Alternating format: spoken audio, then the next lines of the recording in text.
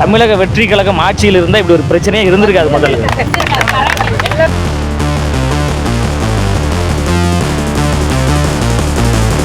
திமுக என்கின்ற அசுத்தத்தை தமிழ்நாட்டு மக்கள் இந்த தாய்மார்கள் எல்லாம் 2026 குப்பையில் தூக்கி கண்டிப்பாக போடுவாங்க.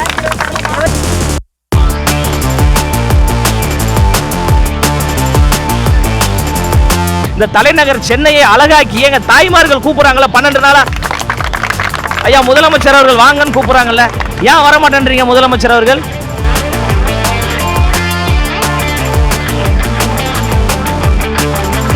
இவங்க வாக்குறுதியில் சொன்னாங்கல்ல, நாங்கள் பணி நிரந்தரம் பண்ணுறேன்னு சொன்னாங்கல்ல, அதை நீங்கள் செய்ய வேண்டியதானே?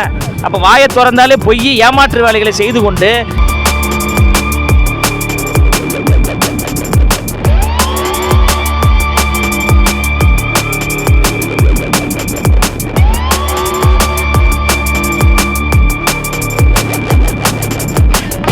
தமிழக வெற்றி கழகம் ஆட்சியில் இருந்திருந்தா இந்த பிரச்சனை எப்படி ஹேண்டில் பண்ணியிருக்கோம்? தமிழக வெற்றி கழகம் ஆட்சியில் இருந்தால் இப்படி ஒரு பிரச்சனையே இருந்திருக்காது. முதல்ல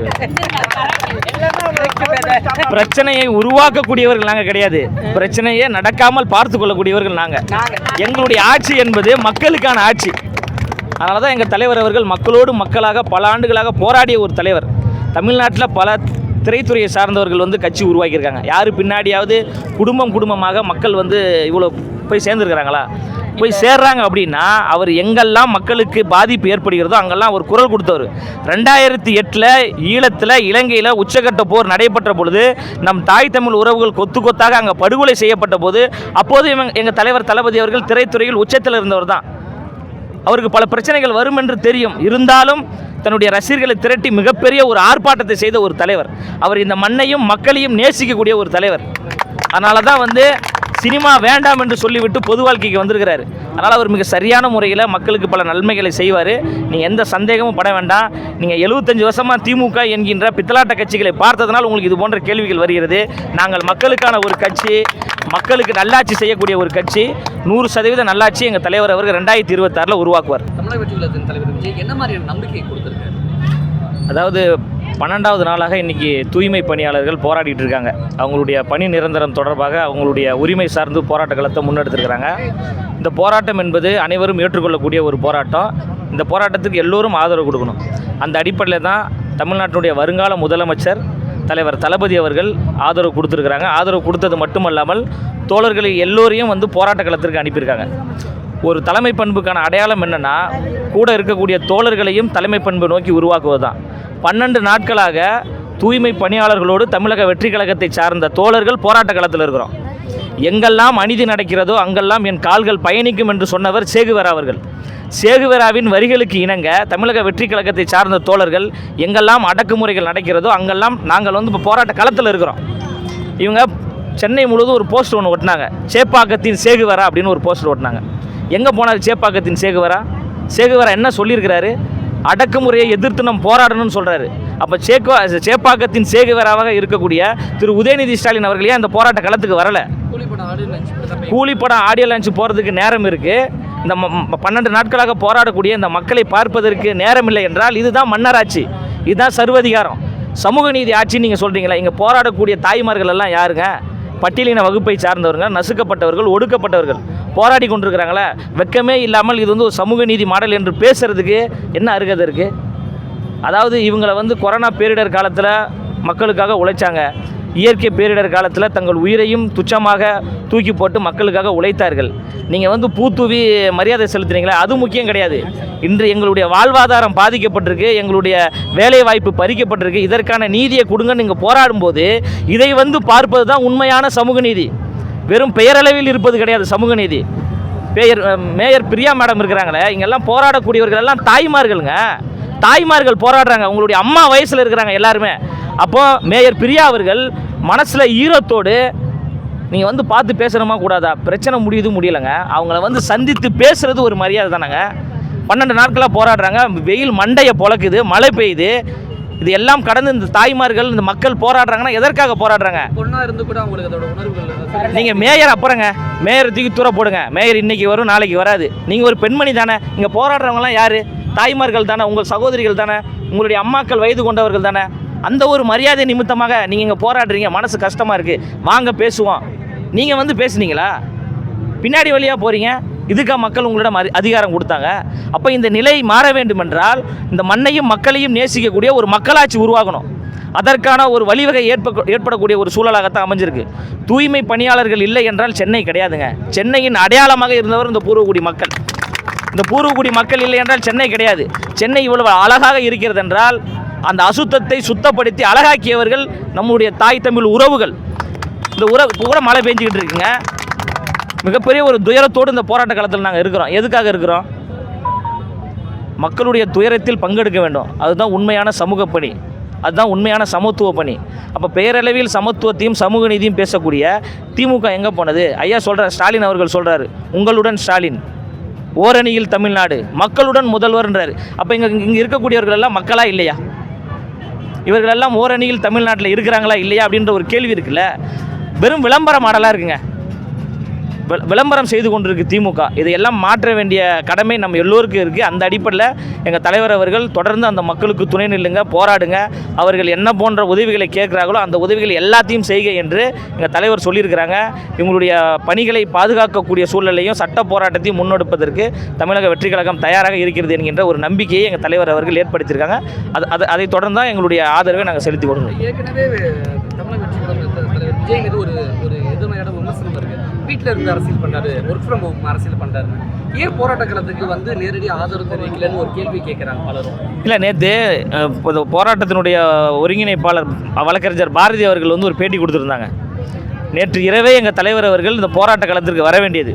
பலமுறை தொலைபேசி வாயிலாக தொடர்பு கொண்டு நான் மக்களை சந்திக்கணும், அவங்கள எல்லாத்தையும் பார்க்கணும் அப்படின்னு சொல்லுகின்ற பொழுது போராட்ட குழுவை சார்ந்தவர்கள் சொல்கிறாங்க, நீங்கள் வந்தீங்கன்னா பயங்கரமான கூட்டம் வரும், 2 புறமும் அரசு மருத்துவமனைகள் இருக்குது, ஆம்புலன்ஸ் வரும், கூட்ட நெரிசல் ஏற்படும், போக்குவரத்து இடையூறுகள் ஏற்படும், அதனால் நீங்கள் வர வேணாம், நாங்கள் வந்து உங்களை சந்திக்கிறோம் அப்படின்னாங்க. நீங்கள் வந்தீங்கன்னா கூட்ட நெரிசல், இதை காரணம் காட்டி திமுக வந்து இந்த போராட்டத்தை வந்து கலைப்பாங்க, வழக்கு பதிவு பண்ணுவாங்க, அது போன்ற ஒரு சூழ்ச்சி வேலைகளில் திமுக ஈடுபடும் என்பதை நாங்கள் சொல்கிறோன்றதை எங்கள் தலைவர் உணர்ந்ததின் அடிப்படையில் சரி நீங்கள் வாங்கன்னு வர வச்சு அவர் பேசினார். இப்போ மாநாட்டுக்கு பிறகு அவர் தமிழ்நாடு முழுவதும் போக தானே போகிறாரு, மக்களை சந்திக்க தானே போகிறாரு. தமிழ்நாட்டு மக்களுடைய உள்ளத்திலும் இல்லத்திலும் அவர் இருப்பதால் தானே இன்றைக்கி பல கோடி மக்கள் தமிழக வெற்றி கழகத்தில் ஏன் உறுப்பினராக சேர்றாங்க. இப்போ இந்த மக்கள் எல்லாருமே எங்களை வந்து தாயுள்ளத்தோடு ஏன் வரவேற்கிறாங்க? எங்கள் கட்சியின் மீதோ எங்கள் தலைவர் மீதோ அவங்களுக்கு கோபம் இருந்தால், விமர்சனம் இருந்தால் எங்களை வரக்கூடாதுன்னு தானே சொல்லுவாங்க. எங்களை வந்து கைத்தட்டி ஏன் வரவேற்கிறாங்கன்னா அந்தளவுக்கு நம்பிக்கை பெற்ற ஒரு கட்சியாக தமிழக வெற்றி கழகம் இருக்குது. நாங்கள் மிக பெருமையாக நாங்கள் சொல்கிறோம். டே 1லேருந்து இந்த போராட்டத்துக்கு ஒரு நாளுக்கு முன்னாடியிலிருந்து இந்த 12வது நாள் வரைக்கும் ஒரு நாள் கூட இடைவெளி இல்லாமல் இவங்களோடு போராட்ட காலத்தில் வெயிலிலும் சரி மழையிலும் சரி தமிழக வெற்றி கழகம் நின்றது. மிக பெருமையாக மார்த்தட்டி நாங்கள் சொல்கிறோம். நாங்கள் வந்து தில்லுமுள்ளு செய்யக்கூடிய திமுக மாடல் கிடையாது. மக்களுக்கு நல்லாட்சியை கொடுக்க வேண்டும் என்கின்ற தமிழக வெற்றி கழகத்தினுடைய மாடல் நாங்கள். இவங்க வாக்குறுதியில் சொன்னாங்கல்ல, நாங்கள் பணி நிரந்தரம் பண்ணுறோன்னு சொன்னாங்கல்ல, அதை நீங்கள் செய்ய வேண்டியதானே. அப்போ வாயை திறந்தாலே பொய் ஏமாற்று வேலைகளை செய்து கொண்டு நீங்கள் மக்களை நசுக்கிறீங்களே, அப்போ உங்களை அம்பலப்படுத்த வேண்டிய கடமை எல்லோருக்கும் இருக்குது. பத்திரிகையாளரே உங்களுக்கும் இருக்குது, தமிழக வெற்றி கழகத்தை சார்ந்த எங்களுக்கும் இருக்குது, இங்கே இருக்கக்கூடிய மக்களுக்கும் இருக்குது. இங்கே மக்கள் ஏன் உட்கார்ந்துருக்கிறாங்கன்னா திமுகவினுடைய அந்த பொய்யை மக்களிடம் அம்பலப்படுத்தி கொண்டிருக்கிறாங்க.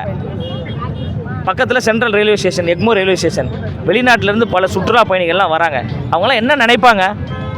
ஒரு அரசு மாளிகைக்கு முன்னாடி இவ்வளோ பெரிய ஒரு போராட்டம் நடக்குது, அரசு பிரதிநிதிகள் சார்பாக ஒருத்தர் கூட வந்து இவங்களை சந்திக்கலை அப்படின்னு அவங்க நாட்டில் போய் என்ன சொல்லுவாங்க? காரி துப்ப மாட்டாங்களா? அப்போ அவர் சொல்கிறாரு உலகமே வியந்து பார்க்கக்கூடிய மாடல் திராவிட மாடல்னு சொல்கிறாரு. இதான் உலகம் வியந்து பார்க்கக்கூடிய ஒரு மாடல். கொடுத்த வாக்குறுதியை கொடுக்கலன்னு சொல்கிறாரு. அது எவ்வளோ பெரிய பொய், எவ்வளோ பெரிய ஏமாற்று வேலை. பத்திரிகையாளர்கள் ஒரு கேள்வி கேட்டால் அவர்களை மிரட்டும் துணியில் பேசுவது, இது சமூக நீதியா? யார் பேசணும் யார் பேசக்கூடாதுன்னு ஏதாவது நீங்கள் வரையறை போட்டிருக்கீங்களா? எம்என் ராஜம்மா என்கின்ற ஒரு நடிகை, பழம்பெரும் நடிகை, முதலமைச்சர் அவர்களுக்கு ஒரு கடிதம் எழுதுறாங்க. ஐயா உங்களை நான் சந்திக்கணும் அப்படின்னோடனே முதலமைச்சர் அவர்கள் ஓடுறாரு. அந்த அம்மாவுடைய இல்லத்துக்கு சென்று பார்க்க முதலமைச்சர் அவர்களுக்கு நேரம் இருக்குது. இந்த தலைநகர் சென்னையை அழகாக்கி எங்கள் தாய்மார்கள் கூப்பிட்றாங்களா 12 நாளா? ஐயா முதலமைச்சர் அவர்கள் வாங்கன்னு கூப்பிட்றாங்கல்ல, ஏன் வர மாட்டேன்றீங்க? முதலமைச்சர் அவர்கள் அமெரிக்காவில் இருக்கீங்க, இதோ பக்கத்தில் தானங்க, கோபாலபுரத்தில் தானங்க இருக்கீங்க, ஒரு எட்டு வந்து பார்த்துட்டு போனால் என்னங்க ஆக போகுது? அப்போ என்னென்னா ஈகோ. இந்த மக்கள் வந்து போராடுறாங்க, நம்மளை கூப்பிட்றாங்க, நம்ம போயிட்டோன்னா நமக்கு என்ன வருது அப்படின்ற அந்த ஒரு ஈகோவா உங்களுக்கு? அப்போ எதிர்கட்சியாக இருக்கும்போது நீங்கள் மக்களுக்காக போராடுறீங்க, ஆளுங்கட்சியாகும் போது மக்கள் போராடக்கூடிய எல்லா போராட்டத்தையும் நசுக்கக்கூடிய தேவை எங்கேருந்து வந்தது? அப்போ இதை தான் நம்ம பண்ணையார்த்தனன்றோம். அதனால் வந்து மக்களுடைய உணர்வுக்கு மதிப்பளித்து மக்களுடைய கோரிக்கையை நிறைவேற்றக்கூடிய ஒரு செயல்பாடில் திமுக அரசாங்கம் ஈடுபடணும்.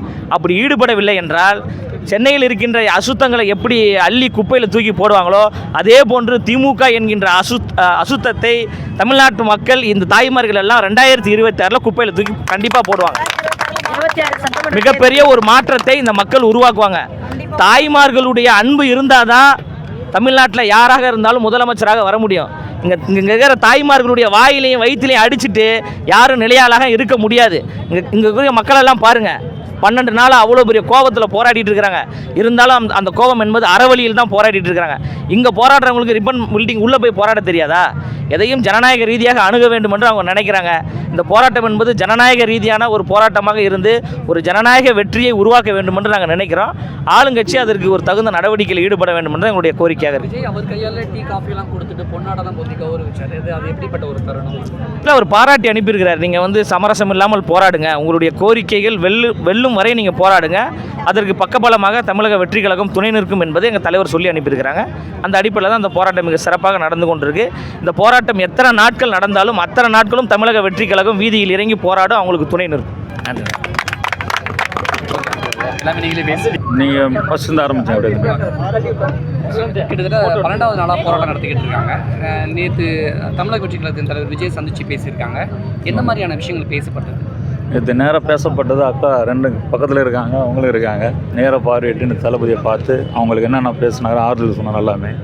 ஃபஸ்ட்டு 2வது நாளே நாங்கள் மத்திய சென்னை மாவட்ட தலைமை சார்பாகவும் வில்லிவாகசாரி எழும்பூர் மேற்கு பகுதி கிழக்கு பகுதி சார்பாக ஃபஸ்ட்டு அன்னதானம் ஃபஸ்ட்டு நாங்கள் தான் ஸ்டார்ட் பண்ணோம். அதில் வந்தவங்க எல்லாத்துக்கும் ஃபுட்டு கொடுத்தோம், உங்களுக்கு ஆதரவு ஃபஸ்ட்டு நாங்கள் தான் கொடுத்தோம்.